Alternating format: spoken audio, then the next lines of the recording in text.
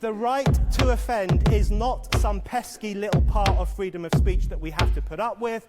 It is the heart and soul and lungs of freedom of speech.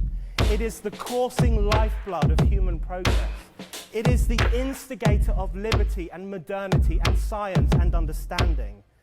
What a laughing stock today's student leaders are, that they can so casually dismiss the right to be offensive without realizing that their lovely, enlightened lives are the gift of individuals who gave offense. Offensiveness is not just something we have to begrudgingly accept.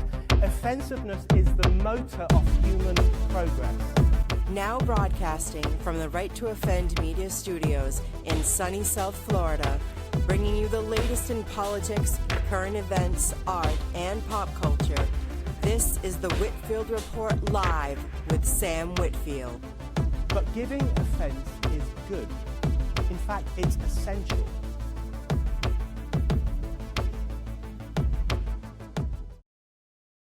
Hello, ladies and gentlemen, and welcome to the Monday edition of the Whitfield Report podcast. I am your host, Sam Whitfield, recording here at Right to Offend Media Studios. And speaking of Right to Offend Media, we actually have, today's guest is a little bit different because usually I'm interviewing an author or someone from outside the business. But our guest for today is actually an in-house guest, so to speak, for Right to Offend Media.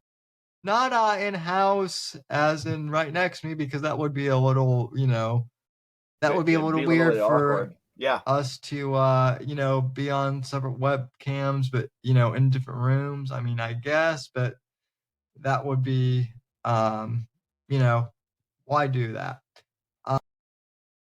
But my next guest is Tim, who actually is from my former state of Colorado, my home state. Tim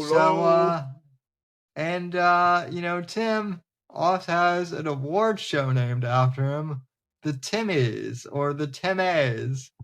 The Timmers, yeah. That'd probably be the best. Okay. Without further ado, Tim, welcome to the show. How are you doing, Sarah? Thank you for letting me be on. It's a pleasure. So I appreciate it. I'm doing really well. I just woke up like a little bit before we were talking, before the recording. I just got up from a nap. Really long day at work, so I'm pretty glad. So can't really say very much of anything. Well, I'm glad you're here, and yeah, doing a podcast right after naps. I mean, I've done that too, and it can kind of be, it can be a bitch at times. But yeah, that's why there's coffee. Yep, thank God for coffee. So, anyway, though, Tim, I have to ask. So we've had, obviously everyone here knows, Max, Mortheous, and Joe. You guys all host Bits and Bones. Shmooly, or Smuggly as we call him, he'll show up every once in a while. But Tim, I'm curious to know, like, how'd you find out about, Max and Right to Offend Media in the first place? Because, you go back further with Right to Offend Media than I do. Yes. So actually, it's kind of funny how it worked out. So I watched a lot of a podcaster and a former libertarian kind of individual by the name of Christopher Cantwell. He had this idea of libertarian brutalism. It was quite offensive, and also very much kind of just being what it is, kind of not very, I guess it's, how do I say it the best way possible? It just not very quite politically correct, and I really do enjoy that kind of stuff. I'm not very much of a person who likes to go ahead and be offensive, but I like offensive jokes. I like, the idea of Right. just being offensive. I enjoy it, and it's not something that I like to go ahead and do on my day to day, but like, because it's just my personality. But I like offensive things.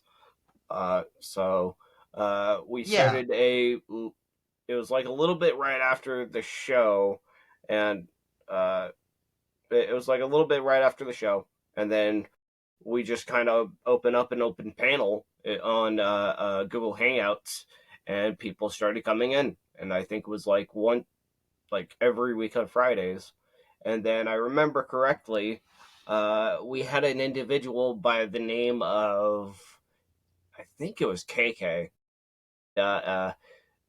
Actually, Max came in and started just talking shit, and that's how he came to go ahead and hang out with us. And then as time has gone by, he was talking about his understanding of like his political stance. I think one of the things that really is kind of crazy about the whole thing is that I was always on and off because I had to go ahead and do some other stuff, or I Yeah. had my family issues and problems, so I had to deal with that first. But it was always kind of cool to go ahead and come back on and off. But I usually talk to them just because it was a lot of fun. Um, it Yeah.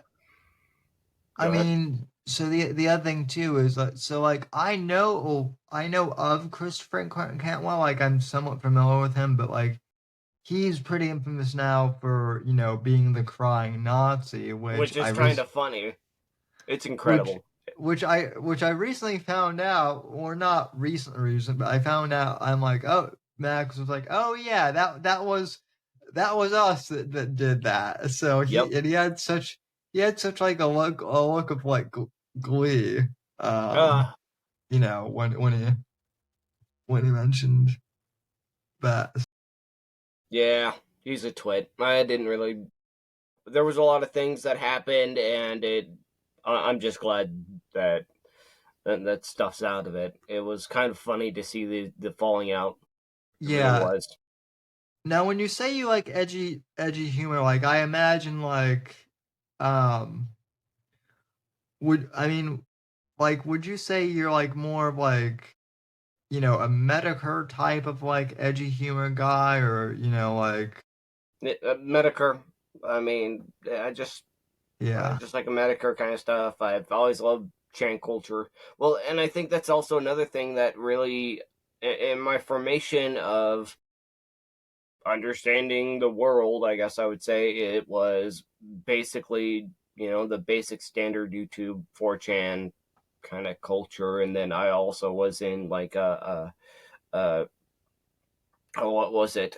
I was in Twitter, and like I was from 2011, 2010, and that was oh kind of a weird precipice of yeah, from 2008, and then like going over to Occupy Wall Street, which is kind of wild to me, in my own personal opinion, that like the reason why I got like into a political awakening and actually got more formulated into like the internet was because of the National Defense Authorization Act.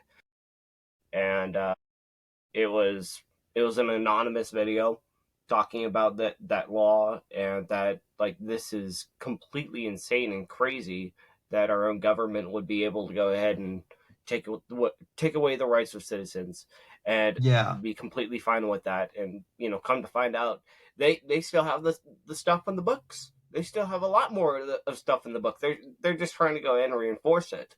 um and it did kind of terrify me as a person. It's like, are these people willing to go ahead and do that to our own citizens? Are you willing to do that to your own nation? Like, I thought we had actual laws. I thought we had our Bill of Rights. It's like, yeah, we do, up until you don't. yeah. So it's interesting that you say that you kind of came from the 2011, like 2010, 2011 Twitter world, because that's essentially like when I got my start in politics, as well, was around that time. mainly, I that was like mainly when Twitter, I wouldn't say it was a shit show, but like basically like anyone and everyone was talking to each other. Honestly, And it was way better. Like I'm not even gonna kid you. I loved regular old Twitter, and like yeah, as much as X is cool and everything else like that, old cool badass. You can go ahead and have like the background images and everything else like that, and then also you get to go ahead and make your own colors and everything else like that with your own web page, and also look at your own home tabs. I loved it. I enjoyed it. I loved seeing like the ats that had like I love red. I'm not gonna lie. Granted, I know that I'm in black and white, but I have like a bunch of red and stuff, and I enjoy it.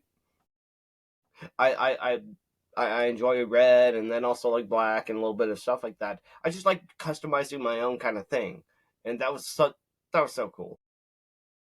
yeah. Well, I mean, I love I kind of come from Twitter. Like I used to follow Andrew Breitbart when he was alive, and obviously anyone who knows my lore, was knows that like Breitbart was probably like my biggest influence politically, second only to Rush Limbaugh. But like one of the things I loved about Andrew in particular was the fact that he would, as a ship host, and no one really knew what the term was at the time, but like as a ship host, he would just like retweet the most like vile stuff that people were saying about him. And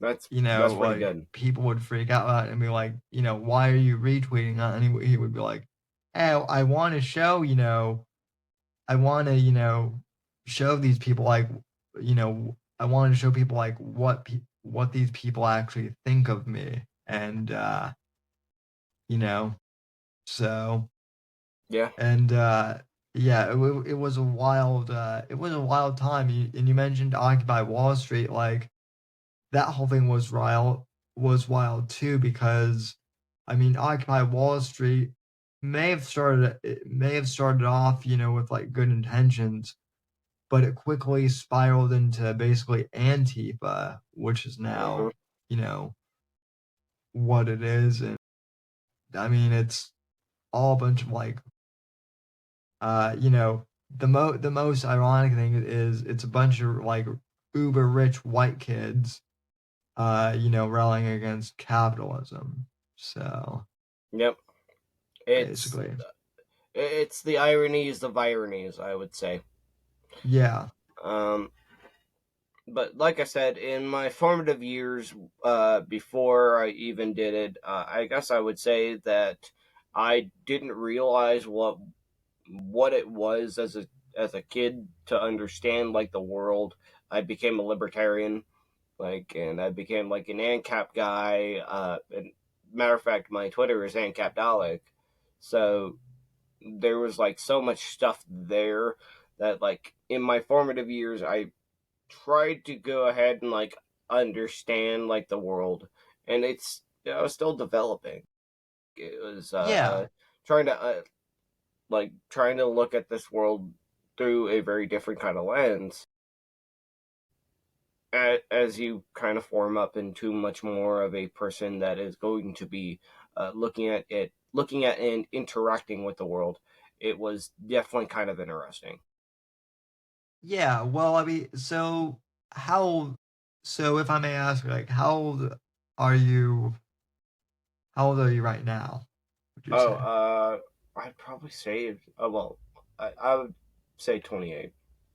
Like I was born in 97, Oh, and okay. So you're actually 2 years younger than I am. Then I just turned 30.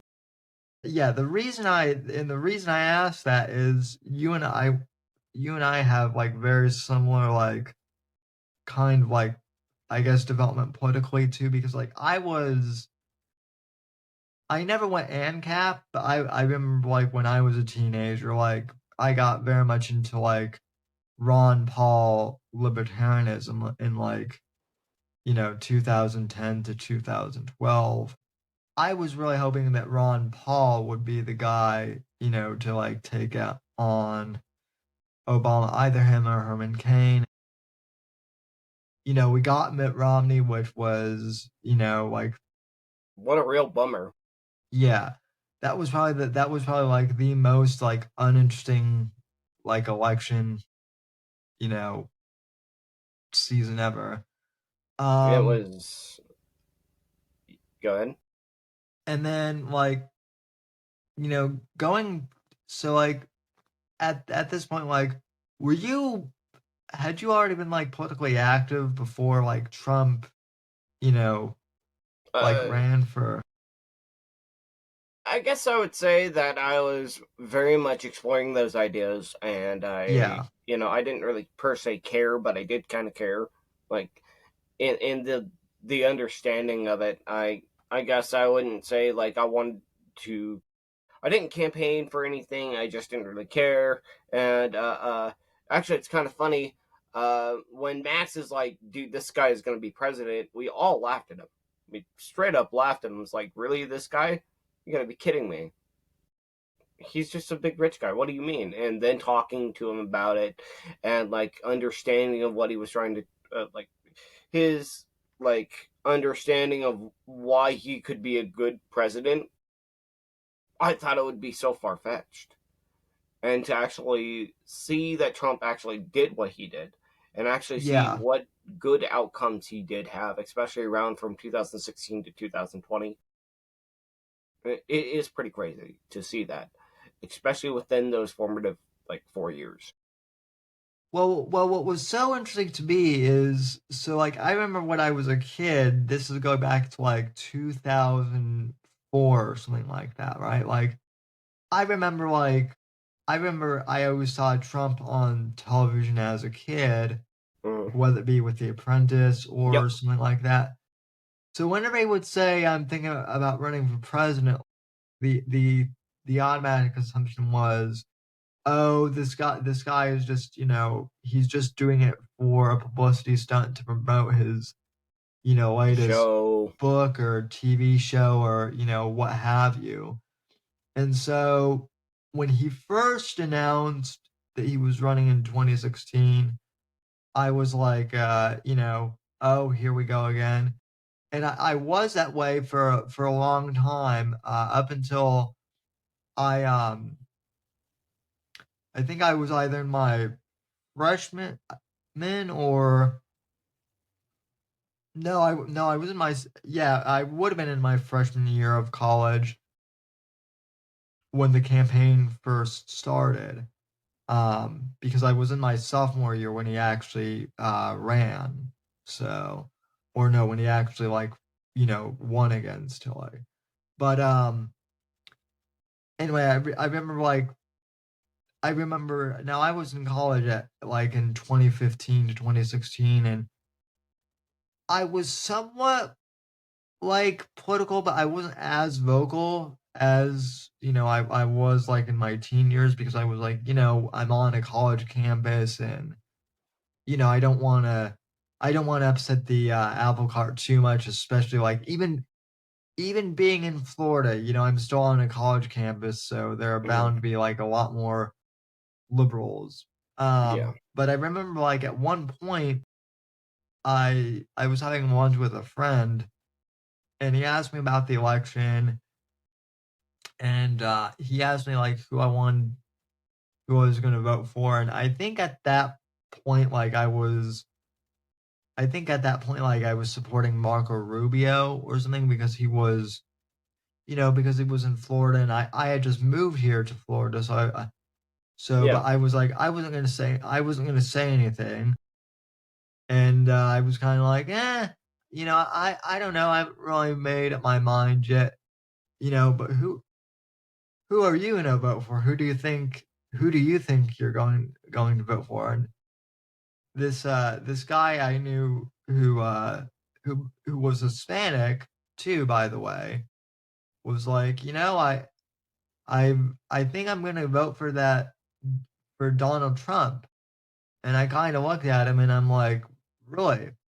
Why? And he was like, well, he's like, Trump's a businessman and he's an outsider. He's been in business, for his entire life. People know who he is from The Apprentice and whatnot, and he doesn't he doesn't talk bullshit. You might not like what he says, but he's a pretty He's a straight straight shooter. shooter. Yep. And so I was like, huh, that's interesting. And then I heard and then I kept hearing this from like other college students, none of whom, as far as I knew, had like ever been interested in politics either before. That was the interesting thing. Was I was like, okay, so do you follow politics or anything? No, we just we just kind of like what this Trump guy is saying. I think it's So really I think it's really quite interesting that you say that because I know a lot of people that were like that in 2016. I yeah. know a lot of people. It was pretty insane. He Oh came yeah. over. He came over here to my local place. I don't really care to go ahead and dox myself though. He came over to Grand Junction and going down to the airport was absolutely nutty and insane because I saw from one side of the street to the other, like I think about a mile out, there were so many people and crowds and people gathering. It was absolutely nutty and crazy to go ahead and see such a huge thing, especially for him to be part of that and to look at that. I actually met a lot of cool people up there, and especially some counter protesters and stuff like that. But it was really Yeah. awesome to see like average normal people to go ahead and look at like here's some of the things that I have concerns about. Here's the things that we really need to look into. It was kind of cool to see to see what um uh, like right there normal people to look at them and like here's the ideas that we would really like to go ahead and talk about and to um I guess pretty much change because I mean everybody was looking for hope and change, especially with Obama. I mean, Yeah. but there really wasn't. It was a lot of more of the same.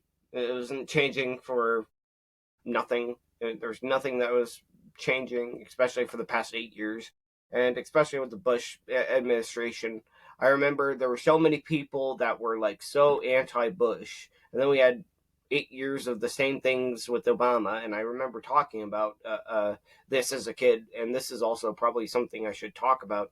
Um, when I was a little bit younger, especially, I had an opportunity to go ahead and do some radio myself, actual formative radio, and actually do some writings and stuff like that about like drone strikes in other countries, and also like privacy, and also about like cybersecurity.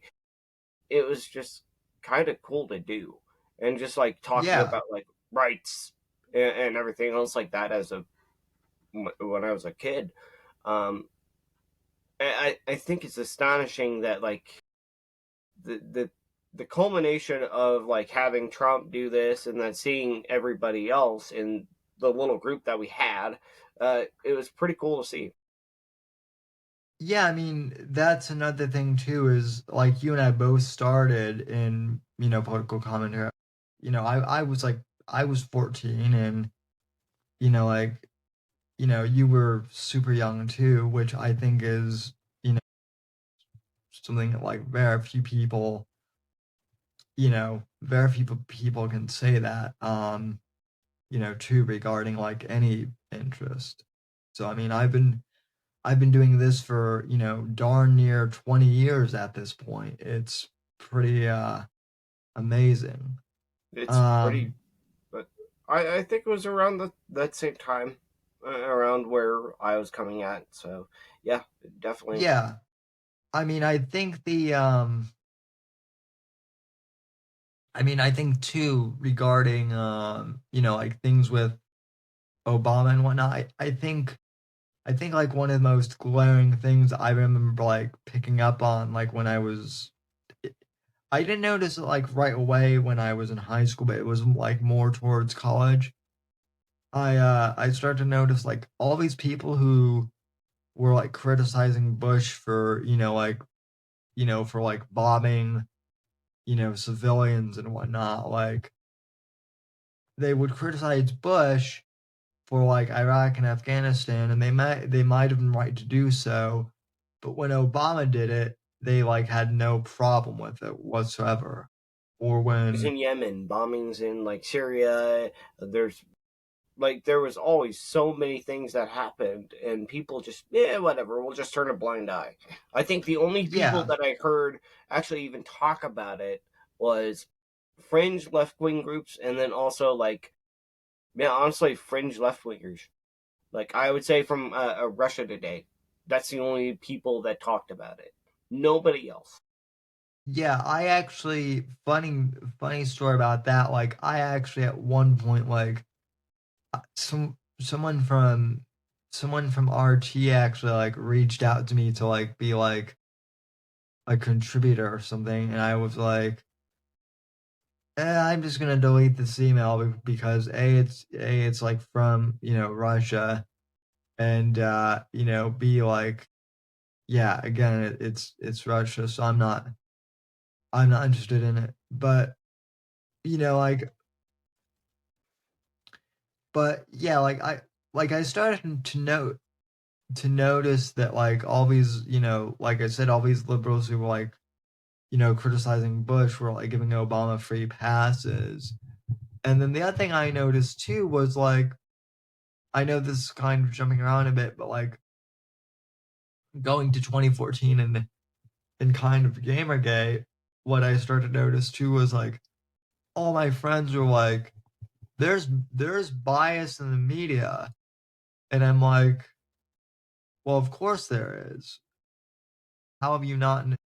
And like that, the thing that kind of amazed me about Gamergate was like, I'm was like, I understand that it was like a wake up call for a lot of people, but like to me and to you, like I was like, well, yeah. How do you not know that there's like intense bias in the media? And like, oh, you think this is limited to just video games? Oh, that's cute. That's like an adorable mindset, because no, it's rampant everywhere. Just seeing like, I guess, normal, I once like normal friends get like red pilled overnight Mm-hmm. was like really fun. It is. It really is, and especially the effects of how that happened, especially with the legacy media, and then also with especially on the internet and stuff, and how that affected and grew, honestly, to a very terrible cancer that we still have to go ahead and deal with. Is Yeah. quite interesting because whether we like it or not, we still have the effects going from 2014 onwards for about 11 years. Oh yeah. I mean, this cancer isn't going to go away overnight. And we're still dealing with some of that. Um, so Trump gets into office, I guess, in 2016. And what did you think of Trump, I guess, V1? I I don't really know, honestly. Like I was following it, but I was kind of off of it. I'm like, you know what? He won. That's awesome. I'm really quite glad. I want to go ahead and see what he can do. And like my year one analysis was there's a lot more other stuff actually going on. Like honestly, for me, because Yeah. I was this was like my first formative year of working nights. I had a very like transformative kind of like it was a very transformative year in my life. Aside from just dealing with so I was working nights. I was feeling like I need to go ahead and get my life back to it. Like honestly, much more better. I need to become a better version of myself.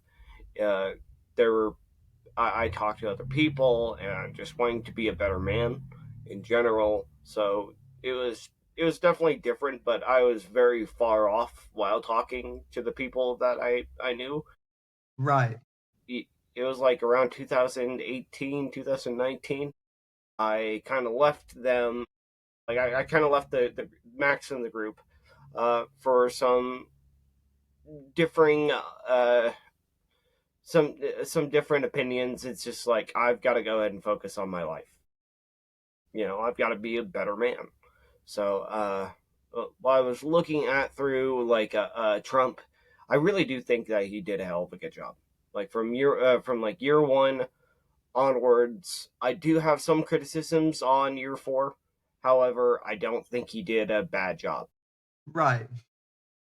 Well, it's so it was kind of like he won, and then you didn't pay much attention afterward. Yep, pretty much.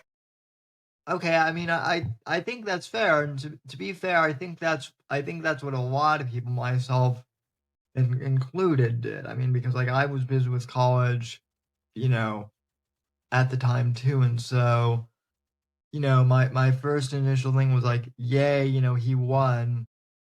Hillary's not gonna ever be president, so that's Yep. all. Yeah. That's good enough for me. And unfortunately, I think that kind of bit us in the ass, especially kind of with COVID. I mean, I don't know about you, but like COVID, I mean, I've talked to this. I think it fucked with everyone, but like I was depressed for sure. And like I know none of my relatives died because of COVID, but like my grandmother, she had dementia like beforehand, but it wasn't like really, it wasn't too bad, and I think COVID just like exacerbated it and made it worse. And then like the same year, like my mom got diagnosed with cancer, and she's better off now. Thank God she survived. But it was to kind of like 2020 was like everything at once, and then the 4 years under Biden. I mean, it's kind of interesting because around that time was kind of when I met you and Max and everyone. At least I think that was. From what I remember, because I actually lived, well, this is also something kind of interesting for me, is that I lived in a very, like, I lived with my dad for a little bit, and I was like, you know what, it's time to go ahead and get out. It's time for me to go ahead and leave. It's time for me to leave the nest and then try to go ahead and make it on my own, which, thank God, I struggle, but it's not as bad of struggling. Um, I left the nest. I said, all right, you know what? I'm getting a new apartment. I'm getting everything else. And then I just randomly thought, you know what? I haven't talked to the guys in a long time. And it was around 20, yeah, so from 2021 to 2022.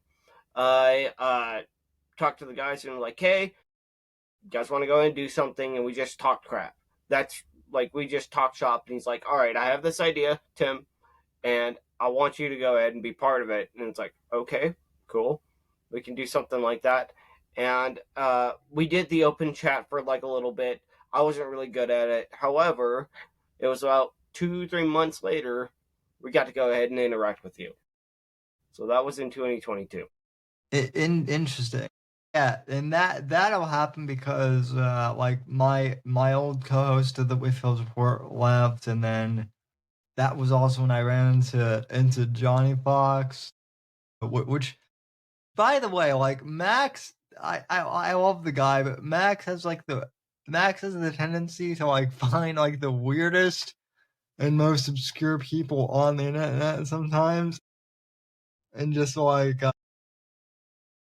and just like antagonize them or I think his presence is just very quite antagonistic for a lot of people. yeah. Well, Which, I mean he is a little giant. I mean, I would be a little, I would be a little weirded out by him too. Sometimes if I didn't know him so well. But yeah, I mean, and then like and then like meeting you and meeting Shmuley and everything else. So Yeah. He, which by the way, like people think that Shmuley has autism, and I keep like trying to tell people, I'm like, no, Shmuley does not have autism. He might want you to think he has autism at times, but he doesn't. So no comment. No comment. Um, so yeah, I mean that was kind of crazy to kind of see the culmination of you going ahead and doing your thing. I fell off because honestly, I'm not good at what I do. However, I really like to bounce off with other people. It's one of the things I really do appreciate. I cannot do a show for shit, especially alone. But that comes with practice, and honestly, I think that's much more discipline that I don't want to deal with. But bouncing off with other people, talking to other people, I always kind of really enjoyed that the most. yeah, I think doing a show on your own, it's definitely something that you could develop, and like you could develop a skill of doing that, but it does take, it takes some. It's not that it takes a lot of work; it just takes time. And like if you're working nights, I know that your schedule can be a bit hectic. That can be really hard to do at times. So Well, I will say short video, like long form video content, is not really a good thing, especially with it. However, and a lot of people are really, really enjoying the short video content. I think a lot of people that actually like that 1 minute, 30 second kind of like idea that somebody can actually put out. I think that's really good, especially for people who are just looking to deal with something like that. Just to go ahead and yeah, bring out a point, which is really, really good. And I think that's a lot good for better people, and you can see that it blew up very, very fast and very, very quickly. So, for people who want to go ahead and do something a little bit more, they can. And I probably will not do long form or short form video content. I just like having conversations. yeah. The problem, I mean, I enjoy watching short form content, but the problem is like when you try to like condense something down into short form, it never is like short form. No. So what I like to do is like try and like find a long form and then like shrink and then find like the best points and like shrink it down into a bite-sized clip if possible. Um, so I think that's interesting. Now, you mentioned that you're in Colorado, and I'm originally from Colorado, so I have to ask, what is your read on politics in Colorado so far? Well, like it's I I don't know. Like I'm not gonna lie, I'm pretty like the local. Like I don't really care for my local at the moment. I mean, there's gonna be some city council things, at least for me to deal with, but for the state level, I I think it's really really sad that we actually have like taxpayer. Well, we have taxpayer funded like I, for the longest time, I was pretty like much more pro choice up until I got honestly convicted about the idea of it, and it's like, oh man, I really don't like this, especially with my buddy, um, and actually having to learn about like them actually trying to take away semi-automatic weapons, especially over here in Colorado. Thank God I have my firearm, but at the same time, I mean, I feel terrible, especially for people who would like to go ahead and defend themselves, who wish to keep themselves protected, and especially when you talk about like the Venezuelan gangs, especially over in Aurora, it even coming to the point where it's like it's not just a minor issue, it's a huge massive problem. And that's like one of the articles that I saw, I think I think it was the Colorado Sun. I'll have to go ahead and double check on it, but uh, to see how crazy and nutty the um, the landscape, especially around in like in Denver, it is. I mean, like there's Denver, and then there's everywhere else around in Colorado. Right. They just scream and go crazy and everything else like that. But then it's just over here, like everywhere else, whether it's from Delta or from Grand Junction or from like Colorado Springs, Steamboat Springs, even like from like even Colorado Springs, like everybody's just quiet. Everybody's just like just doing their own kind of thing, and then Denver's just like looking like they're just losing their minds. Like they're just completely naked and absolutely just running around screaming about something. Right. Well, Because that's just how I feel. yeah. Well, that's kind of the same thing I would say. Like, I've never lived in California, but I've heard the same thing like about California too, where like, you have like large portions of like California that like are more conservative, and they're not like nuts and whatnot. But because you have San Francisco in And Los LA. Angeles, like these big urban centers that are just like completely nuts, the whole entire state suffers. So, and like also, so like I moved to Florida in 2013. So like I've been gone, for quite a number of years now. But I've heard from some people that like Jared Polis is a moderate, quote unquote. But based on from what I've heard, from like family and friends, like I don't I don't believe that he actually is, from what I've heard. I don't really think he's well. It depends on how people like feel. I mean, I really didn't like a lot of his economic stuff, and then also his like much more left leaning kind of politics. But that I mean, for like a regular average person in here in just the state, I think. I mean, he isn't great for the outside guy, but but obviously, I think a lot of people in Denver actually really, really like him.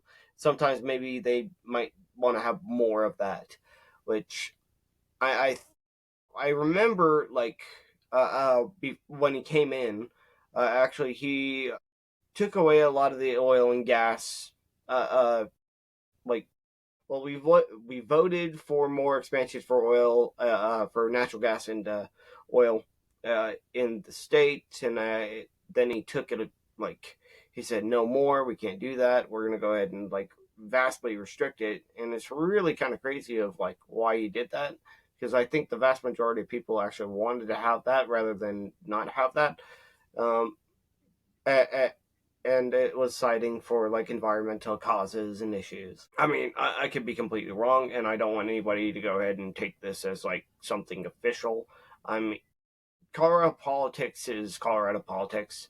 I mean, it's there, but it just seems like it's very kind of it's very very hard to go ahead and recognize, honestly. And I'm pretty agnostic towards the state level.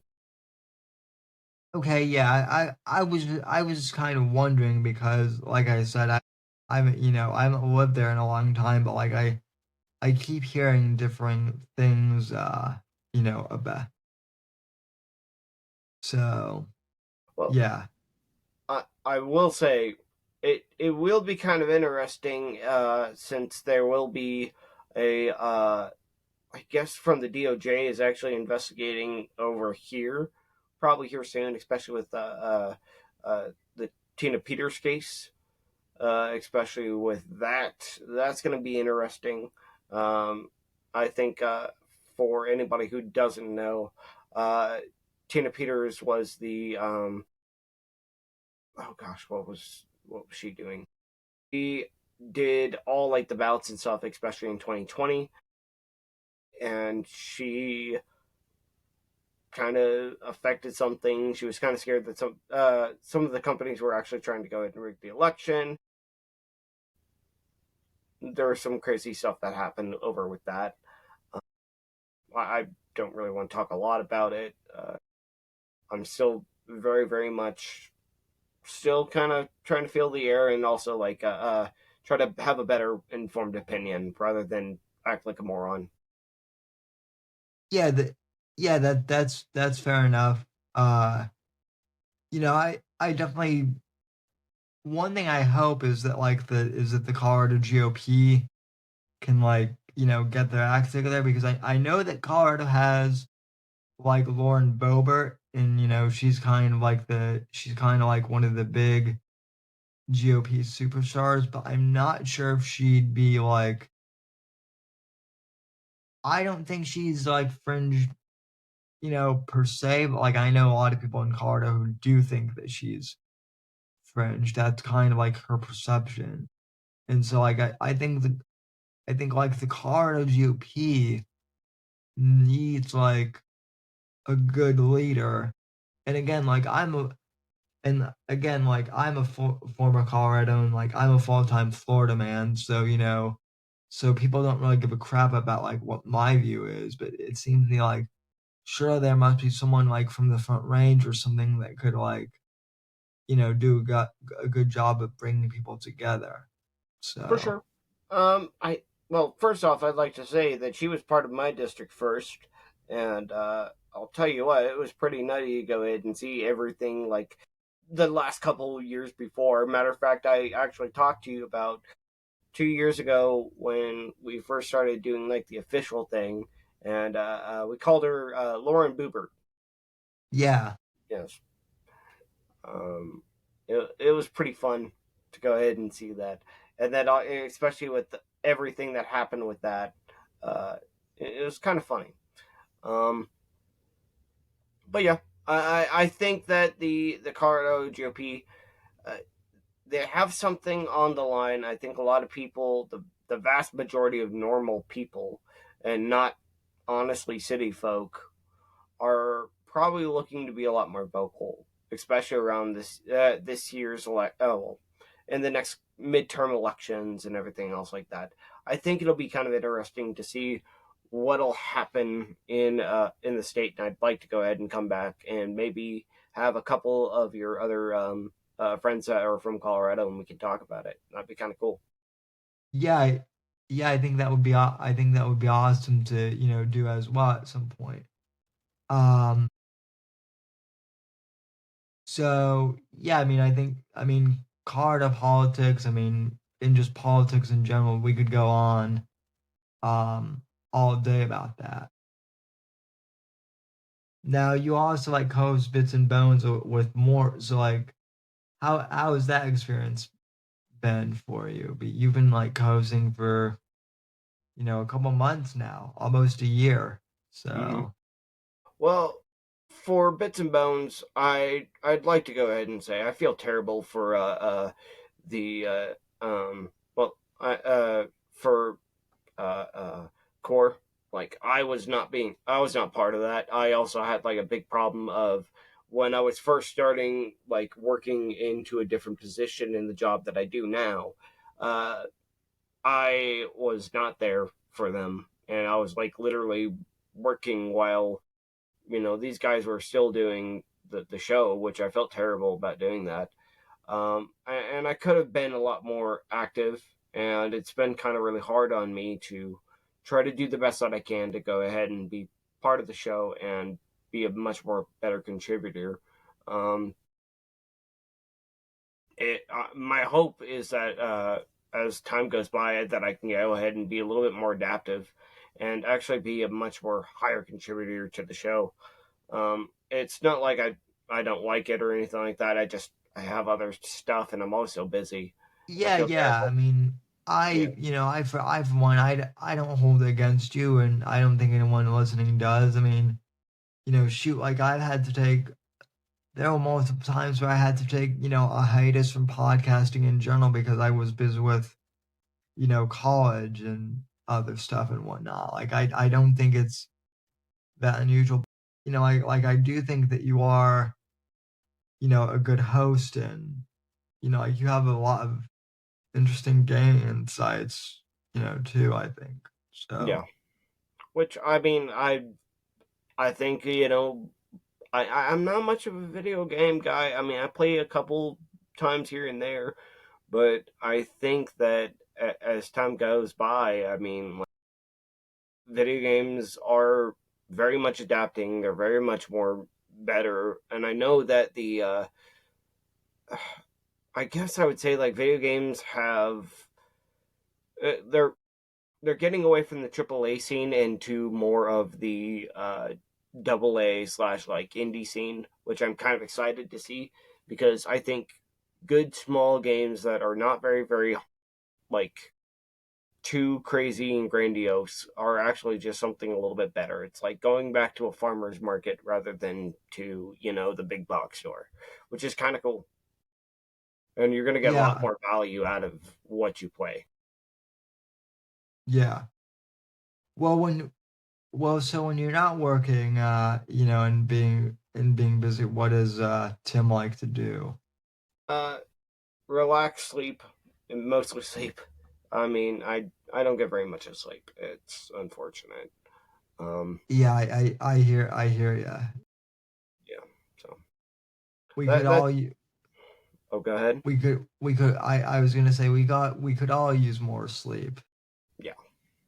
Well, but for the most part, I've been playing like a little bit of Space Station 14. I've been playing actually Honey Pop. Actually, I got it for free, and that was pretty cool. And then I've got some other things going on. The Wire. I'm gonna see if I can go ahead and play like some other games, uh, and probably just kind of dick around with, especially the computer and stuff. Which I'm kind of excited to just do more of, and especially playing like higher def games. Awesome. Yeah, I'm enjoying it. Yeah, well, I think that, I think, you've been doing a great job, contributing when you can, and real appreciate it. And you have a lot of good, you have, I think you have like a, I think you have like a lot of good insights on the political scene too that, I think are pretty similar to mine, but also different enough to where it makes things interesting. For So, sure. Well, um, so yeah. yeah, I appreciate it. It's you know, uh, I'd probably say I'm much more of a normie. I became much more of a normie as time has gone by. I'm not chronically aligned, which I'm honestly kind of quite glad of. And I just do my own thing. That's pretty much it. And then I just kind of meet everybody in the middle. Yeah, So, I think that's pretty good. And I mean, I would say the same thing. Like I still am online pretty heavily because I kind of have to be, to promote like the books and the podcast and whatnot. But like I'm more, these days too, which is nice. So, but anyway, Tim, well, thanks for coming on. Any final thoughts? Any thing you'd like to promote or plug I have before the nothing to promote. Honestly, if you guys want to go ahead and watch Bits and Motes, it's going to be Sundays at 8 o'clock my time or 10 o'clock Eastern. If you guys want to go ahead and watch it, please do. Uh, that would be really. It's a good little show. We're just talking about gaming. We talk a little bit about tabletop gaming. We talk a little bit about more video games, of course. Which honestly, one of these days, I would like to go ahead and do a tabletop game, and then we'll go ahead and have that live, which will be kind of cool. I know that Max has OSR, old school rules, so we'll figure something out with that. yeah, yeah. Yep. And then, just honestly, if you guys could go ahead and buy the books on Sam's for Sam's books. Actually, when is your next book gonna come out? My next book is coming out on the 25th of March. That's exciting. So yeah, in just a few weeks here. And in fact, we're recording this on a Saturday, even though it will air on Monday. During that day, I'll be doing like final edits, Ooh, from before I publish. that's exciting. Pretty exciting. It's my fourth time doing this. Like I kind of know what to expect, but still, it is exciting and whatnot. For sure. And Well, people can follow you at ancap Are you a doc? So I take it you're a Doctor Who fan. yes. I mean, okay, so my whole thing of doing the whole ANCAP Dalek thing was, as a kid, I watched Doctor Who, of course, and it was interesting. It was fun to listen to. It was kind of fun to watch because my stepfather was a big old turbo nerd. Um, he liked a lot of Battlestar Galactica. He liked a lot of Stargate. He liked, of course, regular Star Trek and everything else like that. That was a lot of fun to watch as a kid. And then we watched the David Tennant version of Doctor Who. I watched a lot of the episodes. They were kind of cool. And then, I saw a lot of these people that had, their political thing of, Democrat Dalek or Republican Dalek. And then there was, some different ones of each one. Just kind of it was very kind of quite interesting. And then I just kind of said, okay, I'll just go ahead and do it for myself. And that's just how it went. And I said, all right, let me go ahead and make an ANCAP version. And then that's how it kind of fit in. Interesting. So are you a science fiction? Are you still a science fiction fan at all, or do you follow that much? Or I still do. I like sci. I do love sci-fi. I think that sci-fi. I do kind of miss the original version of well, how do I say it the best way? I kind of miss the whole Flash Gordon kind of style of sci-fi. I yeah, really the do. yeah Yeah, the pulpy I like pulp. I sci-fi. like pulp sci-fi, and that's why I've kind of really want to go ahead and try Traveler and stuff like that. I think it's a great setting, and honestly, I'll probably figure something out for that too, because it's just so cool. And if anybody's ever never heard of Traveler, go ahead and check it out. It is awesome, and you can make anything in the world, any pulp sci-fi or even regular sci-fi. I think that it's just an amazing a setting to just work around, and also you can make your own thing. So I'd recommend it. So that's Traveler that you're playing then. Okay. Well, awesome. Well, Tim, it was great having you on, and feel free to come back anytime, and we'd love to have you on. And thanks everyone who tuned in for today's edition of the program. And we'll be back on Wednesday with Max and Mortheous, and I'm sure we'll be Possibly Shmuley. covering even more crazy news. Shmuley doesn't pop on as much, but yeah, I mean he's always welcome as well. So yeah, Shmuley's a busy man doing busy Shmuley things. Yes. So, Yes. but well, anyway, folks, we'll talk to you down the road, and yeah, thanks for tuning in, and we'll see you Wednesday. Peace.